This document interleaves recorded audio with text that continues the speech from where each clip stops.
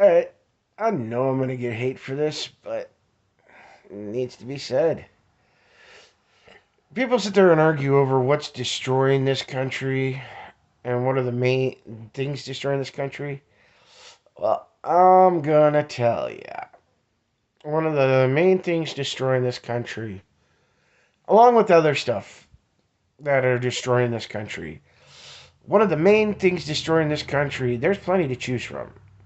But I'm going to start with one of the main ones, and that's feminism.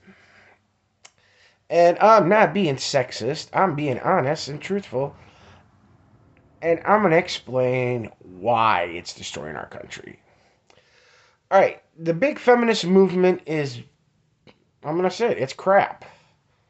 It's lies. There is no equality between the sexes. A woman cannot do what a man can do, and a man cannot do what a woman can do.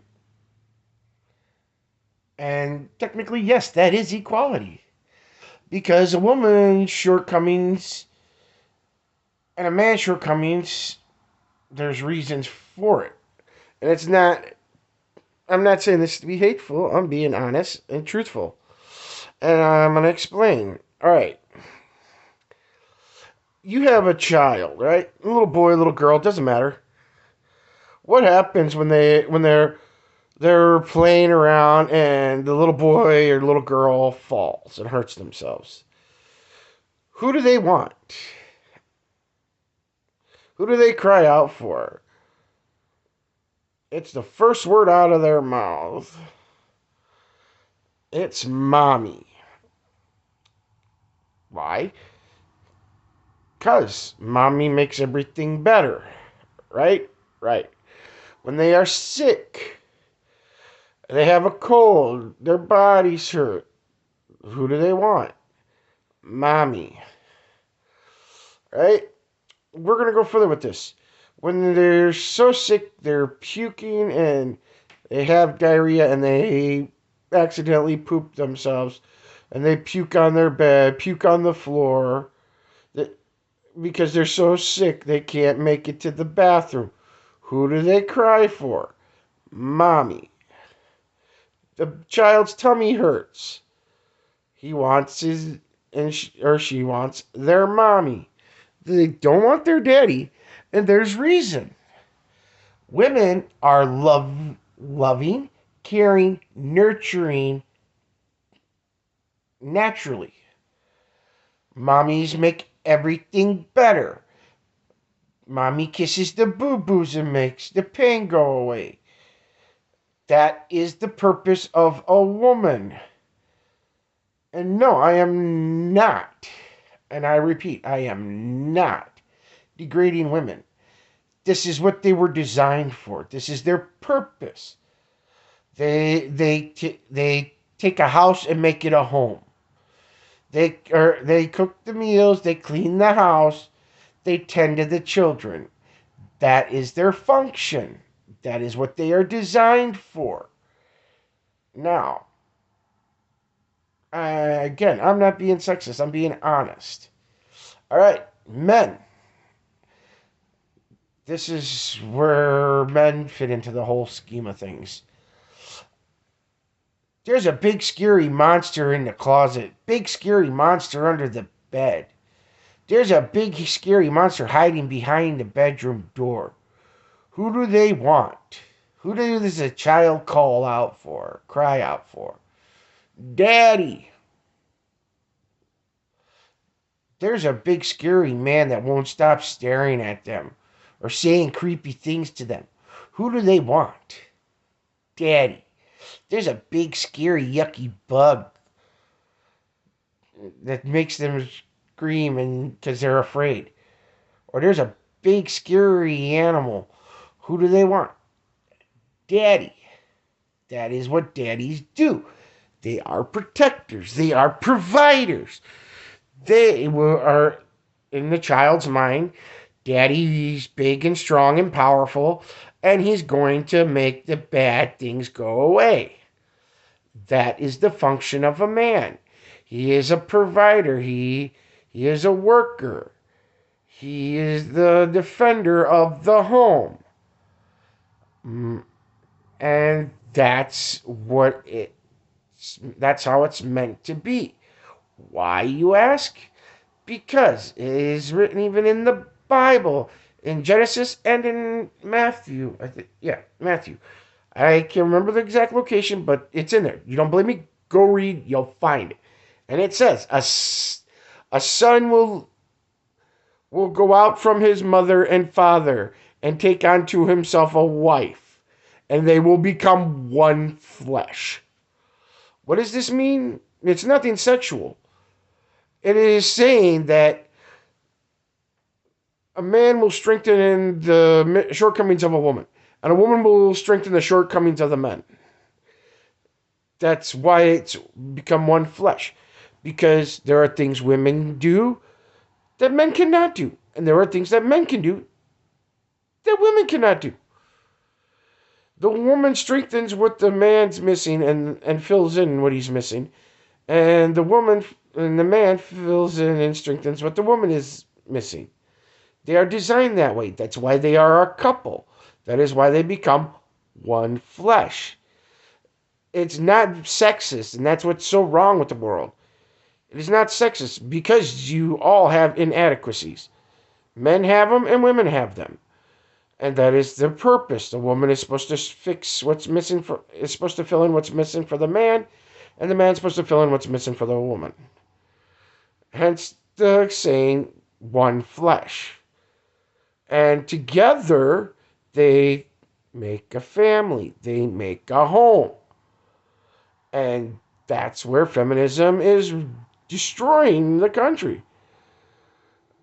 Oh, yeah, there's no equal rights. No, there is equal rights. Each one has its own job and own purpose and own function. And it's meant to be that way because that's how it's meant to be. But everyone says, no, women should be treated the same as men. No, they shouldn't. Women should be treated as women, and men should be treated as men. I'm sorry, someone breaks to your house. Who's going to be more afraid of? A woman or a man? I'm sorry, you break into someone's house and you're walking around, nosing around, you don't know that they're there, you think they're sleeping, and all of a sudden you see a guy standing there, even if it's not a gun, he has a bat, or even just a really big dude. The burglar's going to sit there and think, oh my God, what did I get myself into? This is probably going to end with one of us getting hurt and going to the hospital, if not dying. That's the purpose of the man. Women, it's not sexist. It's how it's supposed to be. Why do we have this feminism? Same reason we have everything else. Because the father of lies. A person got the idea, women sit there and see men get treated a certain way and do a certain, and they don't. And it's like, oh, that's sexist, it's discriminatory. No. You see it that way. You ever stop to think maybe the man does certain things you don't do?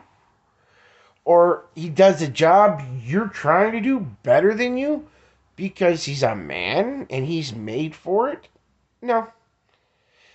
You could be doing same job and he's putting out more than you do. You shouldn't be offended and upset. You should accept it. He's doing a better job than me. He deserves it. Yes, there's jobs women do better than men. And they deserve the greater pay.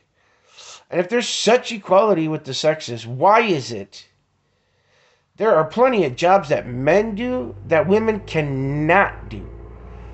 Prime example, Navy SEALs, that movie G.I. Jane. Do you know why so many military and men got upset about it?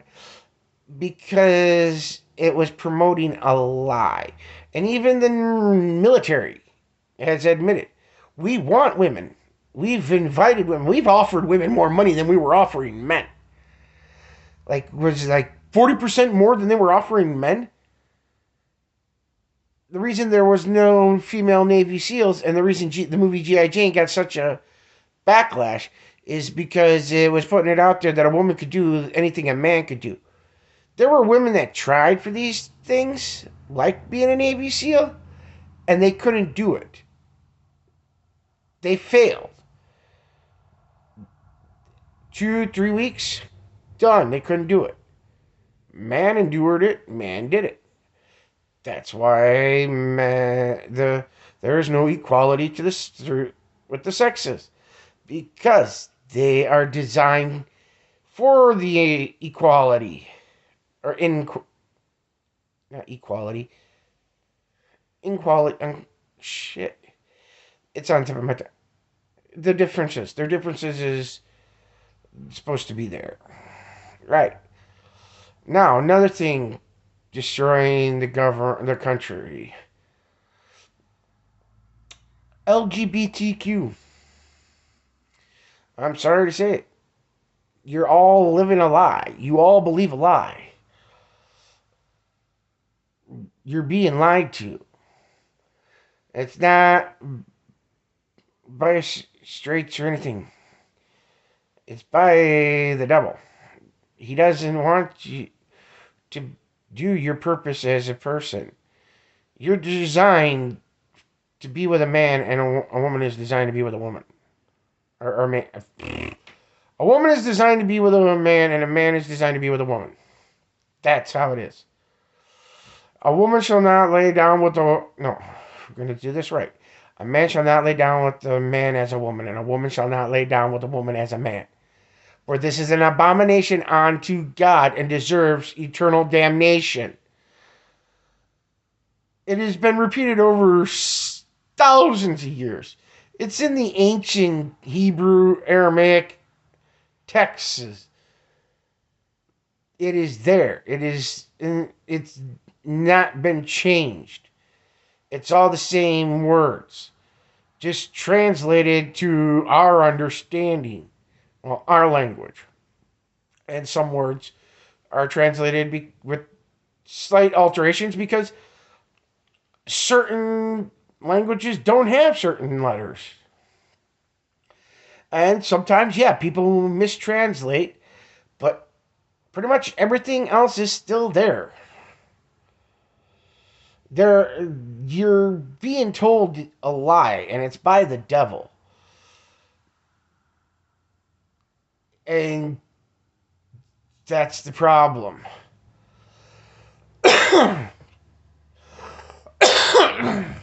Alright, we're going to go further with this. Transgenders. There is no more than two genders, male and female. I don't give a damn what you think and what you say. You are going against the laws and designs of God.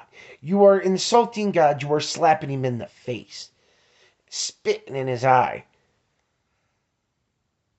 There is no other genders. It's man and a woman. The fact that you are allowing yourself to go under a knife because your inadequacies and your insecurities, you are saying to God he was wrong in his plan. And his work is imperfect. And his work is perfect. And that's what's so offensive. It says, let's make man in our own image. You are made in the image and likeness of God. To sit there and have these surgeries and mutilatings of your body, you are telling him he is not perfect. He is not right. He is flawed. And that is an abomination unto itself. So you're causing the conflict. You're causing the wars. You're causing the disease. Well, not the disease. Well, yeah, the spreading of diseases because of the disease of lie. You're disrespecting and dishonoring your God. And then to sit there and say, oh, I don't believe God would feel this way, blah, blah, blah. It's because you're quoting stuff that was twisted and perverted by the devil and through deception. Why? Because that's what he does. He cannot create anything. The devil creates nothing. He cannot. He is not a creator. But he can twist, manipulate, and disease everything. He is the father of lies. Just because you have a thought of, wow, that person's attractive, he takes that and says, I can use this to my benefit to draw them further away from their God. And then he perverts it, and then he twists it, and then he whispers in your ears. He'll leave demons whispering in your ears these lies. He doesn't have to tell them what to do. They already know what to do because they're perfect at it. They are perfect at it. The fact that you can sit there and people can sit there and do stuff that they know not only insults and degrades God, it hurts God. And don't care. The biggest thing that really bothers me is God loves you unconditionally. He lays out these rules because he wants to strip you of your inadequacies to make you more righteous, more pure, so you can enter into heaven. He knows you're not going to reach the level of him. Only, I think, Moses, no, not even Moses, but only a few people could reach this gold standard of God's holiness. And that was Enoch and Abraham. I think they're the only two. And that was because they followed the laws of God. Moses, he fell short of God's gold standard. But that's why he sent Jesus, because he knew humans couldn't compete with the gold standard. He cannot allow sinners into the kingdom of heaven, because they are sinners. And you won't find any sinners in heaven, but you will find the forgiven.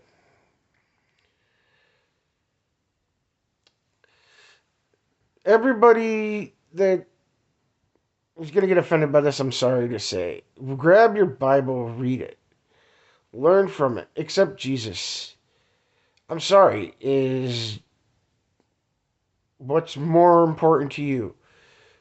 The guy tickling your fanny, the girl licking your crack, all these things, pleasures of the earth, temptations of the devil. Is your mortal soul actually worth all of it? Be not of this world, lest ye die. Strip yourself of your worldly possessions, for they are fleeting. Basically, stop worrying about the here and now, and stop worrying about temptations of the flesh, pleasures of the flesh, for they are fleeting. Focus on getting closer to God before it's too late.